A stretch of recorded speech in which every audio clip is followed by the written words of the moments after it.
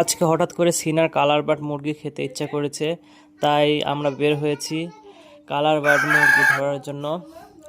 দেখেন, মুরগিটি প্রায় 5 কেজি ওজন হবে, প্রায় 7 মাস বয়স চলছে তার। আর এই মুরগিগুলো বড় হতে অনেক সময় লাগে। ব্রয়লার মুরগি হলে এতদিনে প্রায় 10-12 কেজির উপরে হয়ে যেত ওজন, কিন্তু এই কালার বার্ড মুরগিটির ওজন খুব আস্তে বাড়ে এবং এরা প্রায় দেশি মোরগের মতোই দেখতে হয়।